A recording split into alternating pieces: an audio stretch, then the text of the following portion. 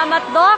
Nandito pa rin po tayo sa ating medical mission at meron rin po tayo isang chronic pain specialist si Dr. Mancao. Hi, Doc. Ano ginagawa nyo? Yes, tatanggal lang ng pain ng pasyente. Anong pain ang nagagawa at nababawasan naman po sa ginagawa nyo? Parang ang hirap-hirap naman.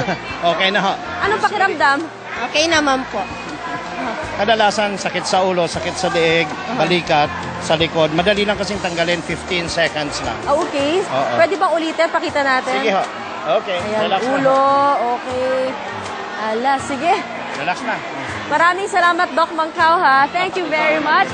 At maliban po kay Doc Mancao, kasama rin po natin, syempre ang suki na po natin noon pa. Doc Harris, hello! Ventosa, ang ginagawa natin. Yes, magandang umaga at happy anniversary. Salamat, Doc. Happy anniversary sa atin. Ano po itong Ventosa? Ginagawa natin yung Ventusa, ito yung mga ginagawa para sa mga lagi masakit ang likod. Okay. Yung mga natutuyan ng pawis, yung mga natutulog na nasa lapag lang.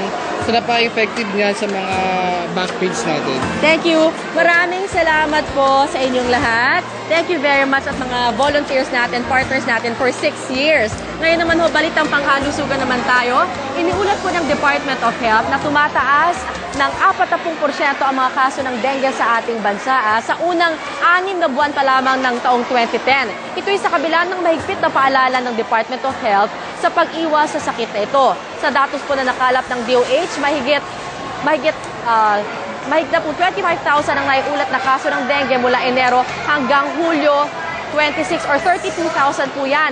Mahigit 10% dito ay mula sa Region 8, sa Kabisayaan, partikular na sa mga lalawigan ng Samar, Biliran at Leyte. 200% naman ang itinaas po ng bilang ng dengue cases kumpara noong 2009 sa Northern Mindanao, partikular sa Negros Occidental at Davao City. At sa Davao pa rin po, binabantayan na ng National Center for Disease Prevention and Control ng DOH ang ulat ng 2 namatay sa malaria at ang naitalang 6 na pong tinamaan ng malaria cases sa Gumitan Village. Sa Kabikulan naman po 100 at 10 kaso na po ang naiulat sa 5 bayan sa Camarines Norte.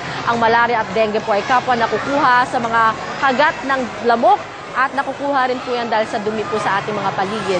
Kaya pinag-iingat po ang lahat na kumilos sa pagpuksa ng mga lamok na may dala po ng mga mikrobyong may dala ng virus at bakteryang sanhi ng mga ito.